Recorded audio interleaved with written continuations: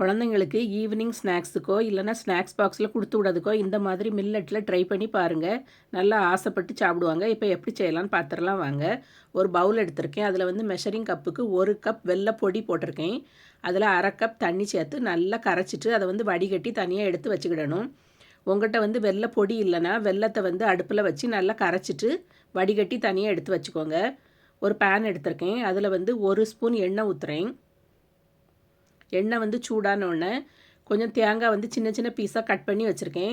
ஒரு 2 பீஸ் தேங்காய் எடுத்திருக்கேன். அதை வந்து எண்ணெயில் போட்டு நல்லா கலர் மாறுறது வரை வறுத்து எடுக்கணும். இப்போ தேங்காய் வந்து கலர் மாறிட்டு இதை தனியாக எடுத்து வச்சுக்கிடணும். ஒரு பவுலில் வந்து மெஷரிங் கப்புக்கு 1 கப் வந்து வெள்ளை சோள மாவு எடுத்திருக்கேன். அது கூட மெஷரிங் கப்புக்கு 1/4 கப் வந்து அரிசி மாவு எடுத்திருக்கேன். 1/2 ஸ்பூன் சுக்கு பொடி, 1/4 ஸ்பூன் சோடா போட்டிருக்கேன். இப்போ வந்து வறுத்த தேங்காய் அதில் சேர்த்துட்டு வடிகட்டி வச்சுருக்க வெள்ளைப்பாகை வந்து கொஞ்சம் கொஞ்சமாக ஊற்றி இந்த மாவை வந்து கட்டி இல்லாமல் நல்லா மிக்ஸ் பண்ணி எடுத்துக்கோங்க. மாவை வந்து கட்டி இல்லாமல் மிக்ஸ் பண்ணி எடுத்த பிறகு கொஞ்சம் கொஞ்சமாக தண்ணி ஊற்றி இட்லி மாவு பதத்துக்கு வந்து எடுத்து வச்சுக்கோங்க. மாவு வந்து ரொம்ப தண்ணியாயிடக்கூடாது. இந்த மாதிரி பதத்தில் வந்து எடுத்து வச்சுக்கோங்க. இப்போ வந்து பணியார சட்டியை அடுப்பில் வச்சுட்டு குழியில் வந்து கொஞ்சம் கொஞ்சம் நெய் போட்டுக்கோங்க. உங்களுக்கு வந்து நெய் வேண்டான்னா நீங்கள் வந்து எண்ணெய் ஊற்றிக்கிடலாம். நெய் வந்து சூடானோடனே மாவு வந்து குழி கரண்டி வச்சு ஊற்றுங்க. அடுப்பை சிம்மில் வச்சுட்டு பணியாரத்தை வந்து நல்லா வேக விடுங்க. இந்த பணியாரம் வந்து வேகிறதுக்கு டைம் எடுக்கும்.